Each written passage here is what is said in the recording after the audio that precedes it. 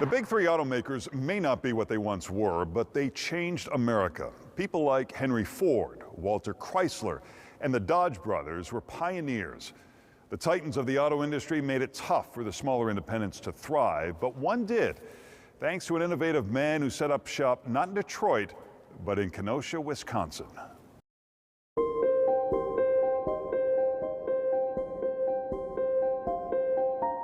The rapid rise of the automobile creates a sense of freedom, not just by moving on wheels, but the industry creates America's middle class, an economic boom that leads to suburbia and the advancement of the American dream.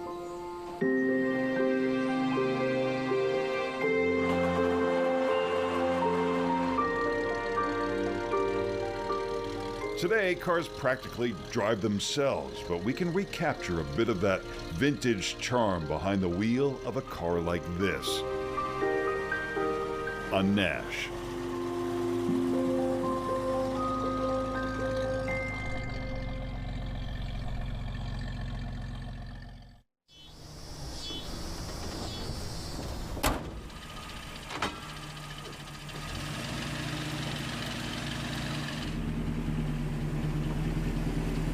Bob Grutza is the head of the Nash Motor Club. Okay, here we go. Nash is a small independent, but one that paves the way in innovation. Most of the independents are gone. In fact, all the independents are gone. They couldn't find their niche. Nash style is the latest, the fear, it's the greatest, with rich color harmony. Nash lines are the cleanest, designs are the keenest. He drives a 1936 Nash Ambassador. Of the 2,500 made, only 10 are left. And enjoy the comfort of Nash's exclusive Weather Eye conditioned air system. Nash leads the way in air conditioning and even installs reclining First seats. of all, there's the famous Nash twin travel bed arrangement. A lady across the street from me, she's in her 80s, and she said, my dad wouldn't let me date my boyfriend at the time because he had a Nash.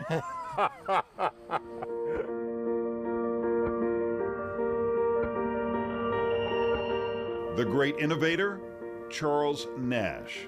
Not a household name, but Jim Weary says he should be. Jim should know. He's Charles Nash's great-grandson. He became known as a child of determination and grit. And as he advanced through his life, mastering just about everything and anything that he had an opportunity to learn about, he became known as a man of wisdom, substance, and mostly heart.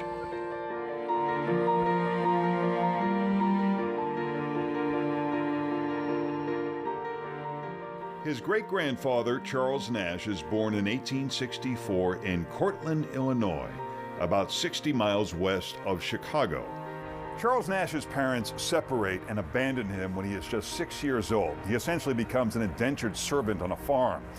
At 12, he runs away and becomes a farmhand and develops skills in carpentry and machinery. He eventually gets hired to stuff upholstery at the Durant Dort Carriage Company. And owner William Durant sees the future not in the horse and carriage, but in his new company, General Motors.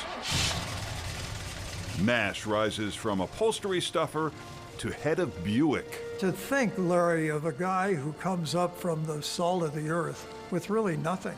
I mean, he had less than that. What did he have in life other than to say, forget about it, or let's go for it? And his attitude is, let's go for it. Nash hires a young engineer named Walter Chrysler.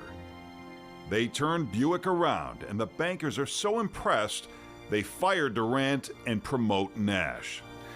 When Durant makes a comeback, he offers Nash a fortune to stay, and Nash says no.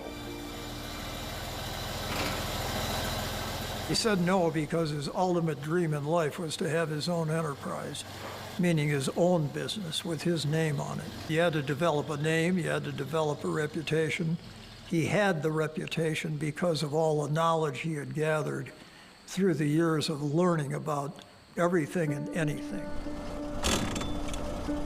He buys the Jeffrey Motor Company of Kenosha in 1916 and renames it Nash Motors.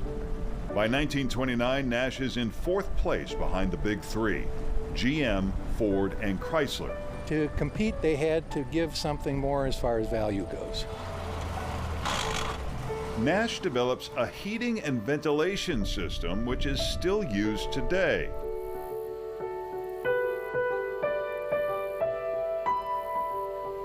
The big three survived the Depression, but many of the independents do not. Nash is a survivor. The engine is out of it right now. When the boys get through with it, it's going to be equal to this one. In Charles Heide's father was there with Nash at the beginning. He's got his finger on maybe quite a few parts on these two automobiles. Heide owns some old Nashes that his dad worked on a century ago. He was all business. If there was a goal, that is all he worked toward, the goal. He didn't go that way or that way. He just went toward the goal. Go ahead, Dan. Jim Warden keeps these old cars running. It's amazing how simplicity can be so complicated. And so, butterfly style hood, we can take the valve cover off. The engine doesn't have the ability to put oil on top of it. Oh, so there's a built-in oil can. Looking under the hood, it's easy to see why Nash survives. Nice. Charles Nash is hands-on. Truly, he was kind of one of them spokes in the wheel that always got the job done, and then other guys were able to take the glory for it all, but somebody's got to be doing the job. I thought the guy always was forward-thinking and could think a lot bigger than most people, so. Patrick Schilling is also a member of the Nash Motor Club. It's a lot of work. There's no power steering and no power brakes, and the steering wheels are large and it makes it hard to turn. You get used to it, it's fun. Patrick's dad and grandfather both worked for Nash in the 1950s. In 1954, Nash and Hudson joined forces in the biggest merger in American history at that time to become the American Motor Corporation, the company that brought you the AMC Hornet, Gremlin, and Pacer.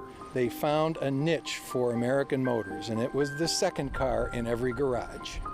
A guy can go from nothing to becoming a philanthropist, a millionaire, just hard work his whole life. And you could do it in America, you know, and there's no place else in the world you can do that.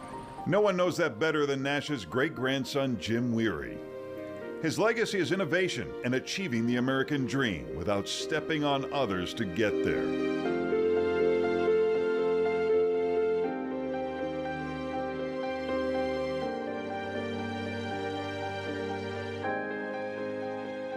Despite rising from an orphan to an upholstery stuffer to a millionaire CEO, he often ate his brown bag lunch with his workers. You could feel his love and his emotion, which he never had because he didn't even know his parents.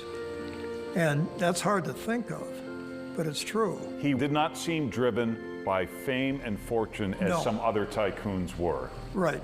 And in the 50th anniversary of the industry, they honored him by saying the automobile industry has no greater figure than Charles W. Nash. I mean, that's powerful.